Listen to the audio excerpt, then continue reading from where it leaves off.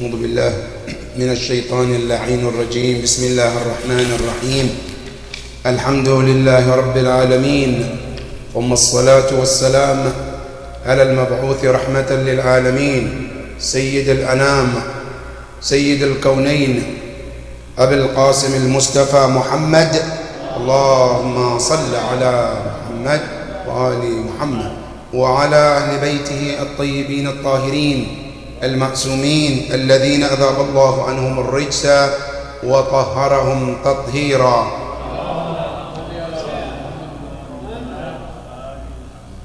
قال الله سبحانه وتعالى في محكم تنزيله: أعوذ بالله من الشيطان الرجيم. بسم الله الرحمن الرحيم. وعباد الرحمن الذين يمشون على الأرض هونا وإذا خاطبهم الجاهلون قالوا سلاما والذين يبيتون لربهم سجدا وقياما والذين يقولون ربنا اصرف عنا عذاب جهنم إن عذابها كان غراما والذين إذا أنفقوا لم يسرفوا ولم يقتروا وكان بين ذلك قواما. صدق الله العلي العظيم. اللهم صل على عباد الله أوصيكم ونفسي بتقوى الله.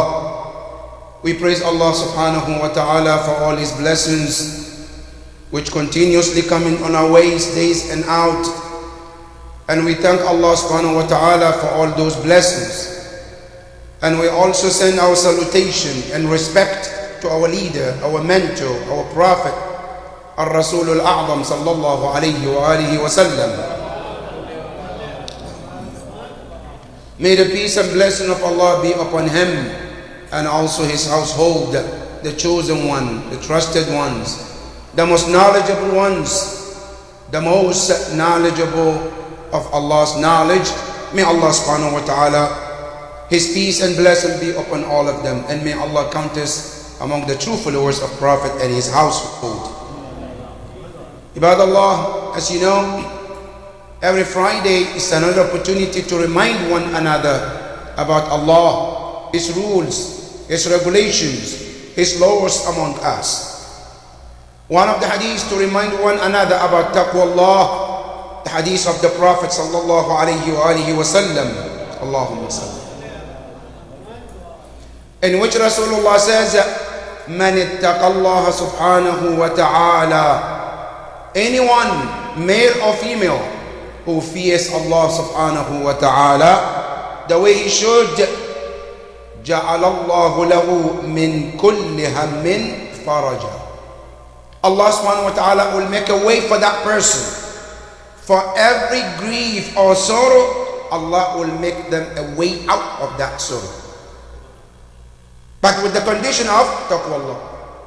There is not only that, وَجَعَلَ لَهُ مِنْ كُلِّ ضِيقٍ مَخْرَجًا, and for every difficulty Allah will make a way for them. But all it requires is taqwallah. Have Allah in mind, and any stress that comes on your way, Ar-Rasul Al-A'zam said Allah will make a way out for them. Now, in case you wonder, Ya Rabb, is this real? If I fear Allah, I wouldn't be dealing with grief? Allah says yes. Where is it in the Quran? Allah gives you a practical example. Who? Nabi Allah Yunus. When Allah subhanahu wa ta'ala says, when he was in grief, no way out, he called upon Allah. What did he say? فَنَادَى فِي الظُّلُمَاتِ أَنْ لَا إِلَهَ إِلَّا أَنْتَ سُبْحَانَكَ إِنِّي كُنْتُ مِنَ الظَّالِمِينَ. Then when he calls upon Allah, Allah said, listen to what happened. Allah said, فَاسْتَجَبْنَا لَهُ, we responded to him. What did we do? وَنَجَّيْنَاهُ مِنَ الْغَمِّ, and we relieved him from the sorrow and stress that he was going through. Ya Allah, is it for him because he's a prophet? Allah said, no. وَكَذَلِكَ نُنْجِ الْمُؤْمِنِينَ. Any believing man or a woman, if you follow the steps of Yunus, Allah said, we will get you out of your grief and sorrow. Ya Allah, is there any example For anybody who happened to be in the difficulty and you made it out for them. Allah says yes. Who is that? So look at the Quran. Nabi Allah Musa alayhi salam. When Musa alayhi salam was living in a luxury life, everything he wanted was provided. One incident turned everything upside down. He left that luxury life in Egypt and he left to go to Madian, where he became Allahu Akbar. 1 years of his life, Musa was living in the most luxury life you can ever imagine. In the castle of Pharaoh. One incident, he became homeless. No family, no house, no money, nothing. He came to Madian, no house to go to, no family to talk to, no money, nothing. And Quran quote this, what Prophet Musa alayhi salam was saying. Is Rabbi inni bima anzalta alayya min khayrin faqir.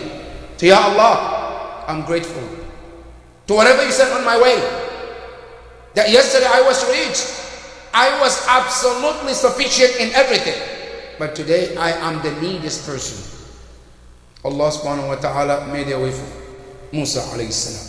Immediately, with no plans, with no phone calls, Allah subhanahu wa ta'ala made a home for Musa in a place he never expected. As he was sitting, suddenly these two girls walks to him. Inna abana, our father, yad'uk, is calling you, liyasta'jirak, to reward you, ajra ma saqayta lana, for the reward of what you fetched the water for us. Out of nothing, he went there. Musa alayhi salam will think he just want to be given money and then he's out. No. He told his story to Nabi Allah Shu'aib. Nabi Allah Shu'aib told him, Najawt, you're safe. As long as you're here, you're safe. They cannot reach you here. What happened? I said, not only that you're safe in this city, my house, that you never had a house now, I said, my house is your house. You left your family in Egypt. I said, I am giving you the best family you can ever call a wife. He got wife and home for years. Now, who took him out of this difficulty and made a way for him? Allah subhanahu wa ta'ala. Now, if you want another person who Allah combined both and gave it to him together in Quran, Nabi Allah Yusuf alayhi salam. Yusuf alayhi salam, he was in stress, Allah made a way out for him. He was in difficulty, Allah opened the doors for him. Yusuf alayhi salam, when they threw him in the well, there was nobody who can rescue him other than Allah subhanahu wa ta'ala. Allah made him a way out of that well. Not only that, when he was sold to the king, he was nothing to begin with. He was brought in Egypt as a slave, but Allah make him a way from slavery to become the king of Egypt. Who can do this other than Allah subhanahu wa ta'ala? And all of this can be done with taqwa Allah subhanahu wa ta'ala. When we have Allah in mind, we have God conscious, we have God worry, Allah subhanahu wa ta'ala will make way for us in places we are not even expecting. May the Almighty Allah grant us this tawfiq, Ya Rabbil Alameen.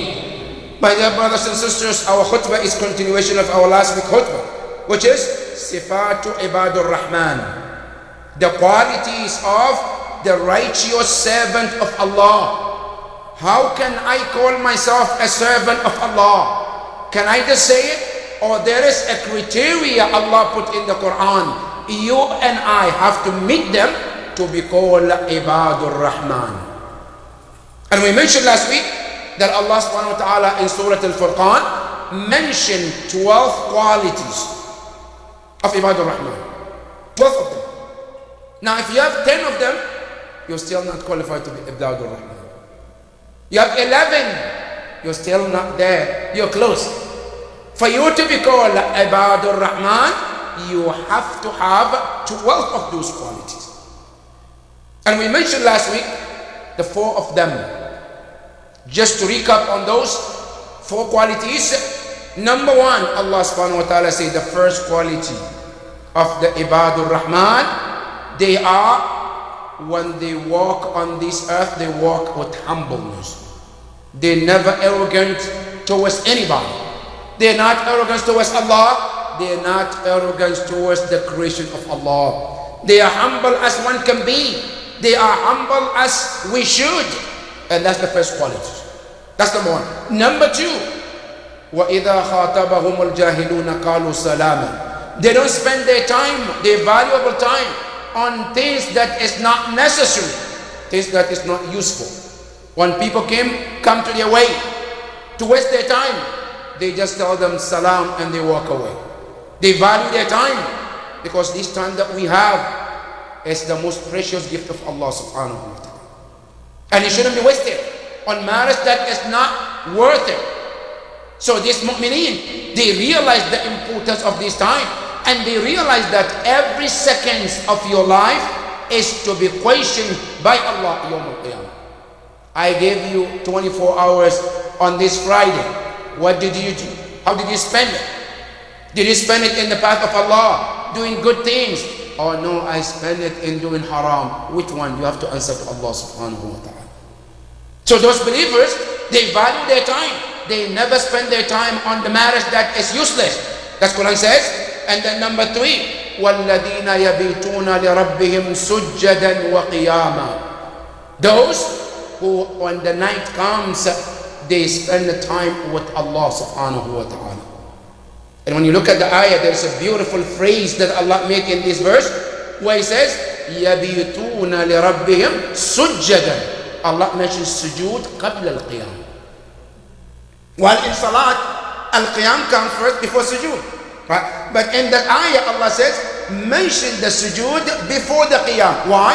They said, لِأَهَمِّيَّةِ السَّجْدَةِ. Because of the importance of sajda.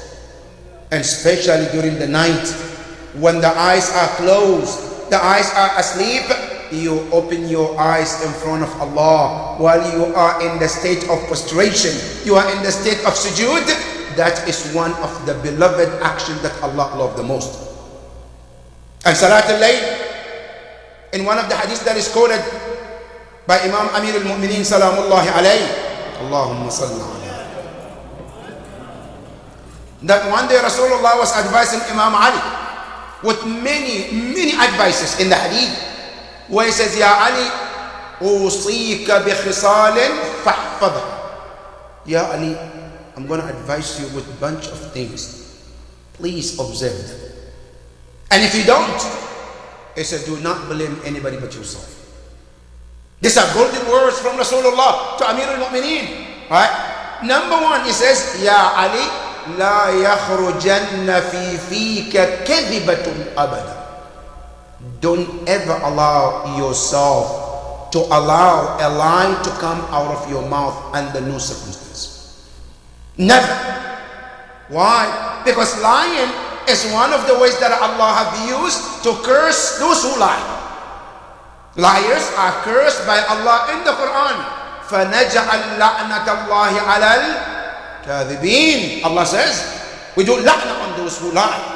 Ya Ali, never at any point allow yourself to tell a lie. Ya Ali, I said, wa alayka bi salatil layl. All the advices, Rasulullah mentioned one time, until he get to salatil layl. He said, Ya Ali, wa alayka bi salatil layl. Ya Ali, wa alayka bi salatil layl. Ya Ali, wa alayka bi salatil layl. 3 times. To emphasize the importance of Salat al-Layl. Not only that, you want to know the importance of this Salat al-Layl? Look in the Quran what Allah told Rasulullah. He told him, Ya Rasulullah, وَمِنَ اللَّيْلِ فَتَهَجَّدْ بِهِ نَافِلَةً لَكَ. I said, when the night comes, Ya Rasulullah, stand up, make your salat, pray tahajjud, pray Salat al-Layl. What happened if you do? I said, Asa an yab'athaka rabbuka maqaman mahmuda. Ya Rasulullah, maybe Allah will raise you to a level where the entire creation would wish for that level. And the reason for that level is nothing but Salat al-Layl. That's Rasulullah. That's the importance of Salat al-Layl. And that is number 4. Number 5, which is continuation from where we started from today, Allah subhanahu wa ta'ala said, one of the qualities of those Ibadur Rahman, it says, وَالَّذِينَ إِذَا أَنفَقُوا لَمْ يُسْرِفُوا. Those, when they spend, they never waste. When they spend something for the cause of Allah, they always imagine to make sure that there is no waste.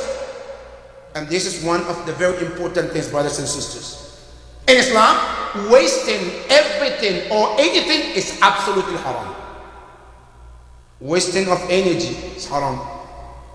I'm in the house, I can afford it. All the master basement, the electricity is on, the TV is on, you name it, everything is on. I'm upstairs. This is israf and it's haram in Islam. Allah subhanahu wa ta'ala tells you, وَلَا تُبَذِّرُوا تَبْذِيرًا إِنَّ الْمُبَذِّرِينَ كَانُوا إِخْوَانَ الشَّيَاطِينَ. So those who waste, they are the brothers of Satan and Shaitan. Would you like to be a brother of Shaitan? That's when you waste. Not only in electricity, only also in wudu. I go to make wudu. It's israf to let the water flow in, go in, and I'm not using it. That's because I'm not the one paying the bill. So who cares? That's haram in Islam. Even though it's what? It's wudu. It's haram. I go to do my ghusl. Ghusl is mustahab or wajib. You wasting the water is haram in Islam. Wastage is absolutely no room in it in Islam. And the same thing here in our centers too. When we cook and overcook and then we dump it in the trash, it's haram. There are so many people out there in this world, in America, in the United States, who are lacking enough food. And when Allah bless you with that food, do not waste it. Because if you waste, one thing that Allah will test you is to wait until Allah tests you with the poverty. Then you realize to appreciate whatever Allah bless you. Allah subhanahu wa ta'ala tells you in the Quran, وَكُلُوا وَاشْرَبُوا وَلَا تُسْرِفُوا. Say eat and drink, but do not waste. Allah said, I don't like people who waste. Nothing should be put when waste. So Allah subhanahu wa ta'ala tells us the quality of those Ibadur Rahman, whatever they have and they want to share, they always do not overspend even in the cause of Allah. وَلَا تُسْرِفُ. Allah subhanahu wa ta'ala said, وَالَّذِينَ إِذَا أَنفَقُوا. When they spend, لَمْ يُسْرِفُ. What is the meaning of israf?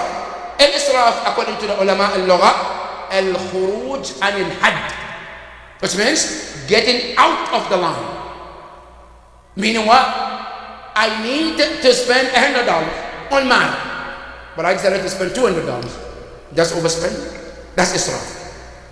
I needed 1 cup of glass for water, but I took two glasses. That extra is israf, is haram in Islam. So Allah subhanahu wa ta'ala is telling you and I, the quality of Ibadur Rahman, they always monitor how they use the blessing of Allah. Because if you waste, one of the things that Allah does is to take that blessing away from you, so that you can learn to become moderate when you use the blessing of Allah. That is number one. After out of the quality of those Ibadur Rahman, then Allah said, وَلَمْ يَقْتُرُوا. You know, normally when it comes to spending, people are divided into two. Some people, they always overspend, even though you don't have to. That's one. And some people, no, they're so greedy that they always want to keep. They don't want to spend. And sometimes some people, they are so greedy to the point, not only they don't spend on others, they don't even spend on themselves. That is how sometimes some people reach to that level. Now, overspending is not allowed in Islam. Not even spending is not allowed in Islam. Now, what is it that is allowed? Quran says moderation. Meaning, I spend and I keep. Why? So that I can take care of my family. Allah subhanahu wa ta'ala told Rasulullah in Surah Al-Isra, وَلَا تَجْعَلْ يَدَكَ مَغْلُولَةً إِلَىٰ أُنْقِكَ وَلَا تَبْسُطُهَا كُلَّ الْبَسْطِ. Ya Rasulullah, do not become greedy that you want to keep everything for yourself. You are not willing to share. No, do not become a person who give without even thinking. Think about your wife. Think about your children. Think about people who depend on you. That is the teaching of Islam. So one of the quality of awliyaullah, or ibadur rahman, is they always moderate when they spend. That is number 5. Number 6, Allah subhanahu wa ta'ala said, وَالَّذِينَ لَا يَدْعُونَ مَعَ اللَّهِ إِلَهًا آخَرَ. They never commit shirk in any of their ibadah. They know the limit. As they do ibadah of Allah, they refuse to take any being, whether it's a human being, whether it's an idol, to partnership with Allah subhanahu wa ta'ala. Never. They know the limit, that the only one who deserves our ibadah is Allah subhanahu wa ta'ala, and nobody else. They don't take human being because of love, to take the person to become their God or equal to God. Wal-iyadu billah. Allah subhanahu wa ta'ala said, Ibadur Rahman, they never do shirk. Now, as you know, shirk comes in different stages. Sometimes you and I might not have an idol we worship, but we might commit in shirk too. What is it? A shirk can be, as Imam Zayn al-Abidin alayhi salam, as he described a shirk, he said, "Ash-shirku shirkan, shirkul akbar wa shirkul asghar." There's a major shirk and then there's a minor shirk. Which one is the major? When I take other people or person or idol as a god or as a somebody equivalent to God, that's a shirk al-akbar. And shirkul asghar is ar-riya. When I do things for the sake of name, for the sake of praise, for the sake of people to say, what a good brother, what a good sister, what a mu'min, what a mu'minah, to get some compliment. That is a shirk as well in Islam. Because the actual niyyah is not for the sake of Allah. And that is shirk in Islam. Now, another form of shirk. Sometimes Allah blessed me with something. Alright? But Allah passed through somebody and then gave it to me.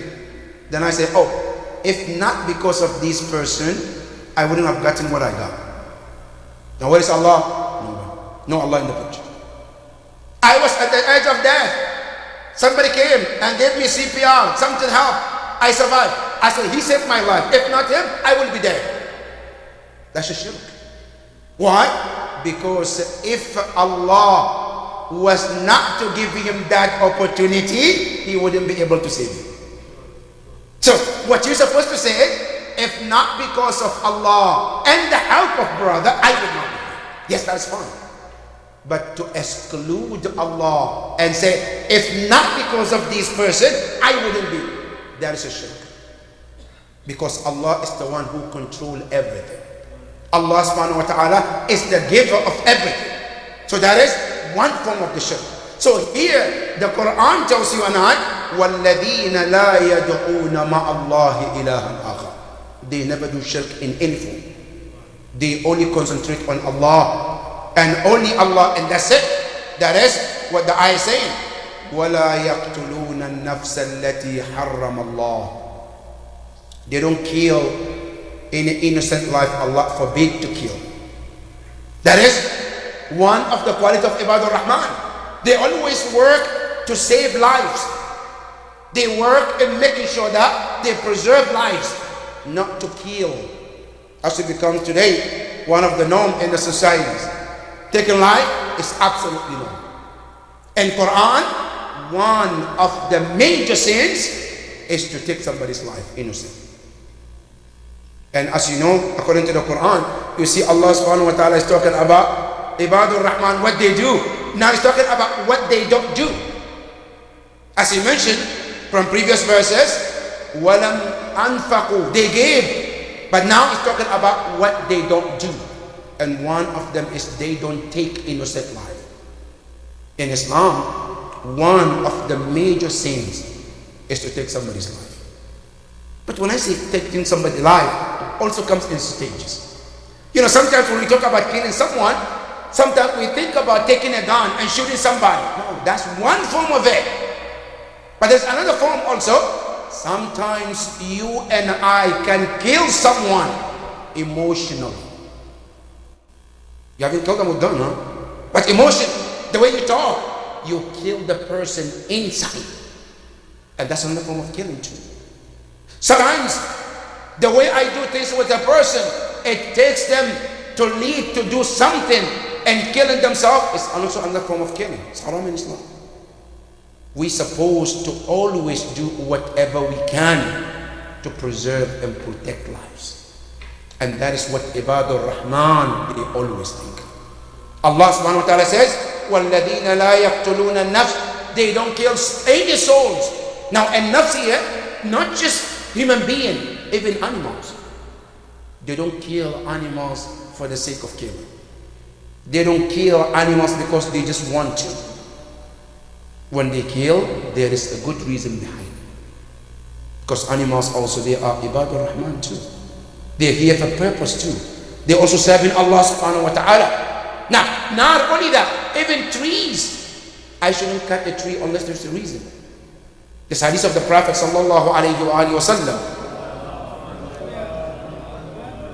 that Rasulullah is telling us, when he was telling his companions as they were getting ready to go to war, part of the advice he gave them, he said, وَلَا تَقْتَعُوا شَجَرًا. As you're on your way to the battlefield, he said, do not cut any tree just because you want to cut. If you cut it, make sure that you have a reason. وَلَا تَقْتُلُوا. And do not kill any human being. Unless if they are there to fight you. Don't kill women. Don't kill children. And don't even chase who turned and started to run away from you. So didn't chase them. Allahu Akbar. Don't kill an elderly person. Some from the teaching of the Prophet. In Islam, there are different types of killing. One is called al-qatl al-amd. Killing somebody intentionally. And it's defined in fiqh when you have intention of killing and you use a weapon that kills. That is called al-qatl al-amd. And this is haram in Islam. Unless in the case that Islam allows it. When if somebody kills someone, Islam allows he to be killed too. Intentionally, the person needs to be killed. Now, in this case, it's different. But I take somebody's life for no good reason. Absolutely, this is haram in Islam. That's number one. Number two, and it's called al-qatl al-shabih bil-amd. Al-qatl al-shabih bil-amd meaning a killing that a person might have intention but didn't use a tool or a weapon that kills. But the person dies anyway. Here, there is a diya or blood money the person has to pay. The third one is called al-qatl al-khata. Killing somebody innocent. I didn't mean to. It happens. I was targeting a deer, thinking it's an animal. Turns to be a human being. Oh no, I was targeting a deer or an animal, but then by mistake, it hurt another person and they died. That's called al-qatl al-khata. Now these, in Islam, in fiqh of Ja'fari, they say the diya ala al-aqila. What's aqila? Al-aqila meaning the family of the person who killed. They will come to support him to pay the diya, the blood money to the person that he killed by mistake. But the first one, which is qatl al-amd, is absolutely haram in Islam. And this is one of the things Ibadur Rahman, they never do. They don't do. They don't take any lives unless on the truth. Allah says, أَلَا يَقْتُلُونَ النَّفْسَ الَّتِي حَرَّمَ اللَّهُ إِلَّا بِالْحَقِّ. And then, number 8, Allah said, وَلَا يَزْنُونَ. And they do not fornicate. They do not do zina. One of the things that Islam forbid, not forbid it itself, every step of it is forbidden. When you look in the Quran, Allah didn't say, وَلَا تَزْنُوا. No, it said, وَلَا تَقْرَبُوا الزِّنَا. Anything that leads to zina, Islam says, don't even go to it, much less to even do the zina. And you go to the hadith, there are so many hadiths which are considered consequences of zina. One of them is mentioned from Imam Baqir alayhi salam. He says, Inna wajadna fi kitab Rasulillah. We found in the writings of the Holy Prophet, أنه إذا ظهر الزنا بعدي كثر موت الفجأة. The Prophet says, after my death, because as you know, a zina used to be a very common thing in the time of Jahiliyyah. Before Islam, it was common thing, practiced among the people. When Islam came, and slowly Islam put a system to stop. Now, then the Prophet says, a time will come after my death, my ummah will go back to that Jahiliyyah action, which is zina, right? Then the Prophet said, listen to what happened. He said, if people after my death, they go back to zina, then they should expect unexpected death.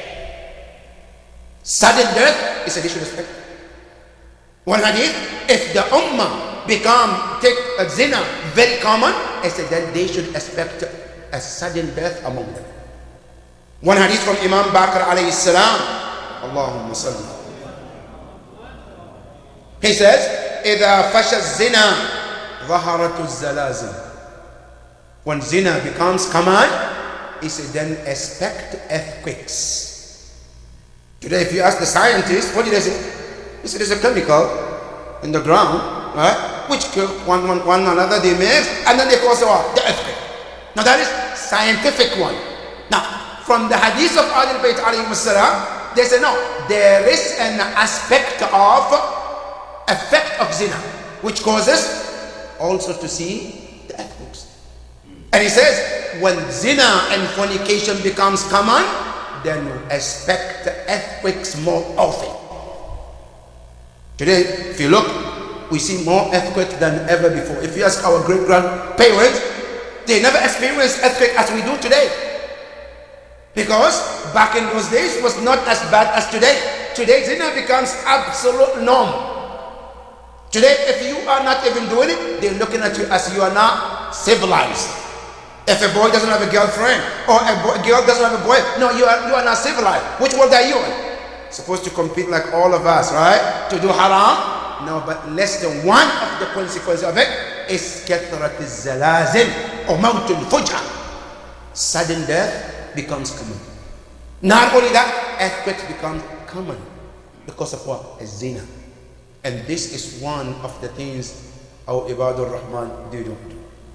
They always protect themselves from all this haram. Because remember, these two things, qatl al-nafs wa zina, is considered one of the major sins in Islam. Al-dhunub al-kabira, one of the major sins. And they stay away from this dhunub al-kabira. May the Almighty Allah help us to stay away from these sins, Ya Rabbil Alameen.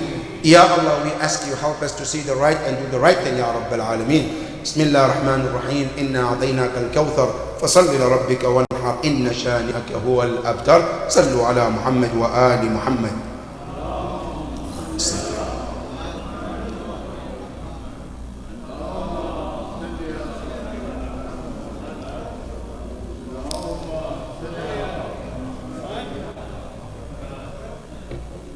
بسم الله الرحمن الرحيم. الحمد لله وكفى والصلاة والسلام على المصطفى وعلى أهل بيته النجباء. اللهم صل وسلم على أئمة المسلمين أمير المؤمنين علي بن أبي طالب سيد الوصيين، وفاطمة الزهراء سيدة نساء العالمين، والحسن والحسين سيدي شباب أهل الجنة أجمعين. اللهم صل على أئمة المسلمين علي بن الحسين زين العابدين، ومحمد بن علي باقر علم النبيين، وجعفر بن محمد الصادق، وموسى بن جعفر الكاظم، وعلي بن موسى الرضا، ومحمد بن علي الجواد، وعلي بن محمد الهادي، والحسن بن علي العسكري، والحجة بن الحسن المهدي. هؤلاء حجج الله على الخلق، اللهم بهم نتولى ومن أعدائهم نتبرأ إلى قيام يوم الدين. اللهم صل على محمد وآل محمد وعجل فرج. My dear brothers and sisters, one of the events of this last week is about Mother's Day, which the country or the world, so to speak, they mark to respect all the mothers, whether they are alive or they're not. We're praying for all the mothers. May Allah subhanahu wa ta'ala protect them, Ya Rabbil Alameen. And all mothers who are already gone, Ya Allah, be pleased with them, Ya Rabbil Alameen. All mothers who are sick, Ya Allah, we ask you to protect them and give them the best recovery, Ya Rabbil Alameen. And as you know, in Islam, as we say every day, in Islam, our Mother's Day marks on the day of the birth of Fatima al-Zahra alayhi salam. Because she is the mother of Ahlul Bayt alayhi salam. So her birthday is the mother to us that we're supposed to celebrate. That is the Mother's Day. And the day Imam Ali is born also is the Father's Day. Because Rasulullah said, Ya Ali, ana wa anta abawa hadhihi al-ummah. Ya Ali, you and I are the fathers of this nation. So they are the fathers of this ummah. So our fathers. Allah. So our Father's Day is the day of Imam Ali, 13th of Rajab. Our Mother's Day also is the day of Milad of Bibi Fatima alayhi salam. Allahumma salli ala Muhammad. However, it doesn't stop also to mark another day to observe respect to our mothers. However, in Islam, Mother's Day and Father's Day is every day. Mothers don't need one day in a year to buy them flowers, take them out, and then the whole year you spit on their face. But I'm waiting for that one day to show them respect, and that's it. But the rest of the year, I will talk bad to them, I could disrespect. That's not Mother's Day. Mother's Day is every day. Today is a Mother's Day. Yesterday was a Mother's Day. And tomorrow is a Mother's Day. Mothers deserve everyday respect and everyday service. And if you want to know the importance of mothers, there's a beautiful ayah in the Quran where Allah subhanahu wa ta'ala talks about one of the incidents will take place Yawm al-Qiyamah. Allah said Yawm al-Qiyamah, when the mujrim, لو يفتدي, a mujrim, a criminal, kafir, mushrik, Yawm al-Qiyamah will wish to give everything for the sake of saving themselves. But Quran was so amazing. Quran pointed some of the things that mujrim will wish to give, sacrifice. One of them, children. One of them, money. One of them, the heavens and the earth. But Quran did not mention at any point that a mujrim will be wishing to sacrifice his father or his mother. They asked Mufassirin, they say the mujrim know the value and the importance of mother and the father in the sight of Allah. So he wouldn't even think to even use them to sacrifice himself. That is why Allah said to Mujrim, لَوْ يَفْتَدِي, he will wish to sacrifice everything. بِبَنِيهِ, with his children, with his money, with the heavens, or everything. But did not dare to mention a mother or father because of the value and the respect they hold in the sight of Allah. That is the parents in the Quran. And we pray to Allah that our parents who are still alive, Ya Allah, protect them and give them long life, Ya Rabbal Alameen. And Ya Allah, help us to serve them the way we're supposed to do as children, Ya Rabbal Alameen. Ya Allah, help us to know their value when they're alive. Not after they die, we put the flowers, we put the most expensive stone. This is meaningless, brothers and sisters. The most important is to do while they're still alive. Serve them while they can eat, they can drink, they can smile. This is your Jannah. This is your way to Jannah. May Allah subhanahu wa ta'ala grant us, Ya Rabbal Alameen. The second incident, which is about Al-Baqiyah, which happened also last week, is about this great incident, tragic incident, that unfortunately the Muslim Ummah are quiet about.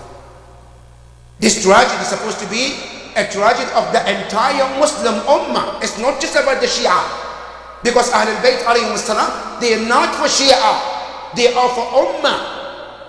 And destroying their shrines is one crime. Now, being silent and not saying anything about it is another crime too.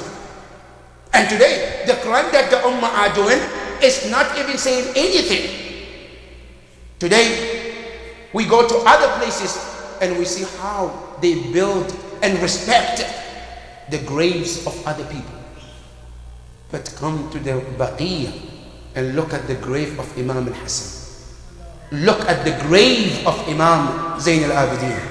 Look at the grave of Imam Muhammad al-Baqir and Imam Ja'far al-Sadiq. It's very, very devastating. And not only that, today you go to that place, you want to read dua, you want to read ziyah, you don't want to. Sisters want to go in there to pay their respect. No, you can't go there. No way to go inside, to even take a flower, something, no. Why? And the world is quiet about it. And it has been almost 99 years. And people are quiet. Almost 100 years. And the Muslim Ummah are not speaking about it. We all have responsibility about it. We all have responsibilities that when we see any tragedy or any injustice towards a person, towards Ahlul Bayt, we have the responsibility to play. And I don't know whatever the reason is, this year, our turnout in this society was not as big as it's supposed to. Today, last week when we went there, our turnout was not that strong. Especially we people who live in this DMV area. Brothers, this is our responsibility too. We cannot go there and force them to do something, but we have responsibility to do whatever we can, from the smallest thing that we can do to let our voice to be heard. That this Baqiyah is a responsibility of all Muslims. And we hope that inshallah our Maraja will make a voice to the world, so that the world realize the importance of this day, the 8th of Shawwal, every year, to make sure that we talk and we voice our voices out there and force the Saudi government to rebuild these holy shrines of Ahlul Bayt alayhimus salam. And not only to build it, to allow mu'mineen an easy access to pay respect and to visit the shrine of the Imams, inshaAllah. Ya Allah, we ask you day in and day out. Ya Allah, forgive our past, Ya Rabbal Alameen. The last not the least also is about the killing that took place in Palestine, the journalist who was shot and killed. It's a very tragic. Our prayers and thoughts goes to the family of this woman, and we pray to Allah subhanahu wa ta'ala to bring peace in that region, Ya Rabbal Alameen. Ya Allah, bring peace to all mankind, Ya Rabbal Alameen. بسم الله الرحمن الرحيم والعصر إن الإنسان لفي خسر إلا الذين آمنوا وعملوا الصالحات وتواصوا بالحق وتواصوا بالصبر صلوا على محمد وآل محمد.